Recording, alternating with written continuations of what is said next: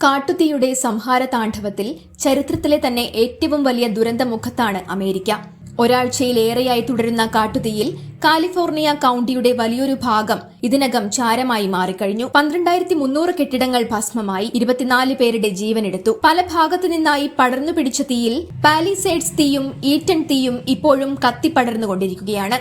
ഏറ്റവും ശക്തമായ പാലിസേഡ്സ് കാട്ടുതീ ഇതിനകം 23,713 ഏക്കർ സ്ഥലമാണ് ചുട്ടരിച്ചത്. തീ 14% അണയ്ക്കാനായി. രണ്ടാമത്തെ ശക്തമായ അഗ്നിബാധയായ ഈറ്റൺ തീ 33% അണച്ചത്. 14,117 ഏക്കർ പ്രദേശമാണ് ഈ തീയിൽ കത്തിക്കരിഞ്ഞത്. ചരിത്രത്തിലെ തന്നെ ഏറ്റവും വലിയ തീപിടുത്തങ്ങളിലൊന്നാണ് കാലിഫോർണിയയിലുണ്ടായത്. 40,588 ഏക്കർ സ്ഥലം ഇതിനകം അഗ്നി വിഴുങ്ങിക്കഴിഞ്ഞു. ഏതാണ്ട് 30,000 ഫുട്ബോൾ മൈതാനങ്ങളുടെ വലിപ്പം വരുമിത്. ലോകത്ത് തന്നെ അറിയപ്പെടുന്ന പല കാർഷികോൽപ്പന്നങ്ങളും വരുന്നത് കാലിഫോർണിയയിൽ നിന്നാണ്. ഇതിൽ വലിയൊരു ഭാഗമാണ് വെന്തീറായത്. ഓരോ വർഷവും ആയിരക്കണക്കിന് കാട്ടുതീ കാലിഫോർണിയ നേരിടാറുണ്ട്. അവയിൽ ഭൂരിഭാഗവും 1-2 ദിവസത്തിനകം നിയന്ത്രണ വിധേയമാകും. 2020 കാലിഫോർണിയ ഏറ്റവും വലിയ അഗ്നിബാധയെ നേരിട്ടത്. ഇടിമിന്നലിനെ തുടർന്നുണ്ടായ ആ ദുരന്തത്തിൽ ഏതാണ്ട് 10 ലക്ഷം ഏക്കർ സ്ഥലമാണ് ചാരമായത്. എന്നാൽ ഈ അഗ്നിബാധയിൽ 2 പേർ മാത്രമേ മരിച്ചിട്ടുള്ളൂ. ഇത്തവണ ഇതിനകം തന്നെ 24 പേരുടെ ജീവൻ അഗ്നിബാധയിൽ പൊലിഞ്ഞു. പാലിസേഡ്സ്, ഈറ്റൺ എന്നിങ്ങനെ പേരുകളുള്ള 2 വലിയ കാട്ടുതീകൾ ഒന്നിച്ചാണ് ഹോളിവുഡ് വിനോദ വ്യവസായത്തിന്റെ ഹൃദയഭാഗമായ ലോസ് ആഞ്ചൽസിനെ ആക്രമിച്ചത്.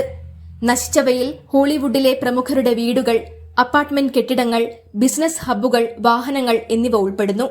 വീടുകളുടെയും അവയുടെ ചിമ്മിനികളുടെയും രൂപരേഖകൾ മാത്രമാണ് അവശേഷിക്കുന്നത്. അതിനിടെ നിയുക്ത അമേരിക്കൻ പ്രസിഡന്റ് ഡൊണാൾഡ് ട്രംപ് സ്ഥാനാരോഹണത്തിന് ശേഷം ലോസ് ആഞ്ചലസ് സന്ദർശിക്കുമെന്ന് മാധ്യമങ്ങൾ റിപ്പോർട്ട് ചെയ്തു. അടുത്ത തിങ്കളാഴ്ചയാണ് ട്രംപ് അധികാരമേൽക്കുന്നത്. അമേരിക്കയിൽ കാട്ടുതീ അപൂർവമല്ലെങ്കിലും ഇത്തവണ ഇത് കേരളത്തിൽ പോലും വലിയ ചർച്ചയായത് ട്രംപിന്റെ ഒരു പ്രസ്താവന മൂലമാണ്.